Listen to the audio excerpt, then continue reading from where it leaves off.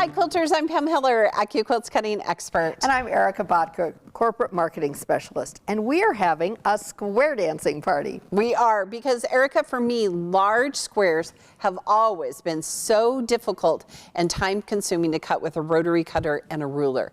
And sometimes I needed a large 9-inch finished square to go with my 9-inch cube or my 6-inch cube blocks. Exactly. I'm always looking for a way to cut those squares accurately. Well, look no further. AccuQuilt has once again come to the rescue and released our newest square die. It cuts a 9.5-inch square that finishes to 9 inches. These blocks play so nicely with the 6 and 9-inch mix and match cubes and companion sets. Now quilters, this shape comes on a 14 by 16-inch die board. So it's the newest die in the collection, built just for the Go Big electric fabric cutter. Make sure quilters you have a 14 by 16 cutting mat so that it works. Essential. All right, now to showcase this new square, download the pattern for the Go Starburst Quilt. It's the free pattern at AccuQuilt.com, and be sure to make a test block. Now, if you want to change the colorway of the pattern, check out the free Go Quilt tool that's also at AccuQuilt.com. All right, quilters, for this project, we're going to use the Go Cube 6-inch mix and match block, and both companions, angles and corners. We're also going to be using the 9-inch Go setting triangles. Remember, the shapes are the same in every cube, they're just different sizes. Be sure and check out our YouTube channel or our website to watch videos on how to use the cube system. Great reminder. Now, from the cube, we use shapes 5 and 6 to make the square and a square center. We've already got them pulled out. From the companion corners, we need shape 10, which is our signature block. And from the companion angles, we'll need shapes 13 and 14, which are the two pieces to create a triangle and a square block. We've already got everything pulled out of the boxes that we need to cut right here. All right, quilters, let's show you how to cut the blocks you need for this fun quilt. So here is a finished block. Okay. So we have 3 different little blocks that we're going to cut and sew together. Okay. So the first, we're going to start with shape number 6, which is that square on point. Right. And then for the outside of it, we need shape number 5, but we also need shape number 5 for the signature blocks. Perfect. All right. Okay. All right, Erica, then next, we're going to need the signature block. Okay, there you go. Perfect. And we're going to do triangle and a square, so here's the size for that triangle and a square, because we have a trick on how to cut the centers. We do have a trick. So we're going to cut all of our pieces first, and then we'll sew them together. Okay. All right, super staticky in here, so let's cut our signature blocks. They're perfect. And then here's our half rectangles. Now, you want to make sure you fan fold the fabric back and forth so you get a left and a right. For us, it was easy because we used a solid. There you go. All right, here's our super slick trick. So this is the center for triangle in a square. And in your quilting head, you would think you would fan fold back and forth. Oh, but we have a better way, quilters. We do, because then otherwise you're wasting that fabric here. All right, so we have 2 layers here. Yes. Put in our cutting mat, run it through the cutter. There we go. So this is called stack and flip, right? Yes. So now we have our centers, and now we're going to take our whole stack of fabric and flip it over like this. And we're just going to move it right over. We're going to have hardly any waste. This is a great tip. And I use it for every time I cut triangles. Every time, absolutely. All right. And look at that. And there we go. Isn't that perfect? All right, Miss Erica, let's sew some fabric together. All right, so we've got our signature block right here on top, and I'm going to show you how that one goes together with our white triangles. Now, this is why we say that you need to have the companion to go along with your cube, because these triangles are from our original mix and match cube, where the signature block is from corners. So we're going to sew both sides onto that block.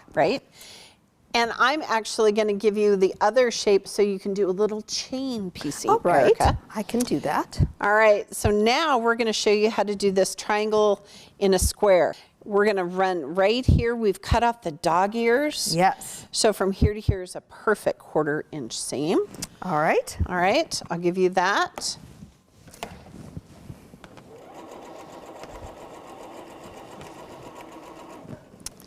All right, now for our square on point, it's meant to live on its tippy toes like this. So we're gonna add shape number 5, which are those small half square triangles to either side. Okay, then we're gonna press it away and add the last 2 half square triangles. So here's the tip on triangle in a square. I am always going to press my seam open. I'm going to use my little shovel iron here. It's going to give it a nice little press. These little clover irons are available on our website. Now for the signature block, I am going to press towards that blue. Okay. Great thing is that all of our half square triangles and 1/4 square triangles all have those dog ears taken off. So every time you're going to get a perfect block like this. It saves you so much extra time. So much. All right, here's the beginning of our triangle and a square. Yep. So now on this particular one, I am going to press away towards this triangle so that we get all of our pieces on. So now when you look at this, you might think, oh, Pam, Erica, you have sewn this together wrong. Oh, but we have not. But wait. But wait. So now I'm going to take these half square triangles and they're going to line up perfectly with that outer edge. So there's your first one. Okay.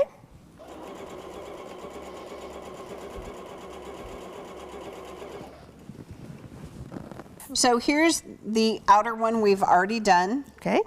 Then you would build the center one with 2 of our little signature blocks, or our triangle and a square. You want to make sure that the triangle is pointing in. Yes. Right? Yep, that's going to be key. Right? Yep. Perfect. There we go. And then this is the block that you're going to repeat on the outside. Perfect. So a great block for chain piecing, right? Super fast and easy to make. All right. So the real star of the show, though, is our 9-inch finished block. I think we should cut some of those. Let's do. For this pattern, our blocks are set on point. So after we do this, then when you put it all together, you'd use those setting triangles as well. All right, so I'm just going to cut a couple of my 9-inch squares. Again, you can always cut 6 layers. Again, this is only going to fit through your Go Big electric fabric cutter. All right, and make sure you have a 14x16 cutting mat. Now again, here's that little trick, Erica, where we have some extra fabric. We're just going to tuck it right in there. Absolutely.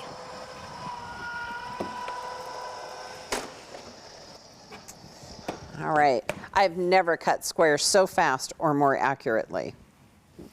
All right. Perfect.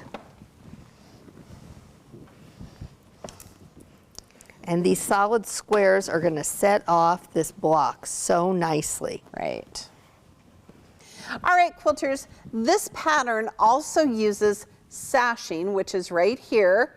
So you would use your 2-inch strip die to cut the strips and the cornerstones. So here's our block, and then here is our 9-inch finished square. Look how beautiful it sits on point.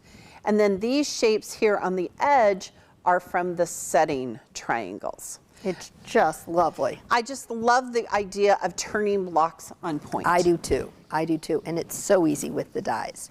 Now, quilters, once you've sewn your top together by following the pattern, lay batting between the quilt top and the backing, base the layers and quilt as desired, add binding, and don't forget to miter your corners. That's right. By using the new Go 9-inch finished square, you can finish this project before you say do-si-do. And remember, at AccuQuilt, we help you cut time. So you can quilt more.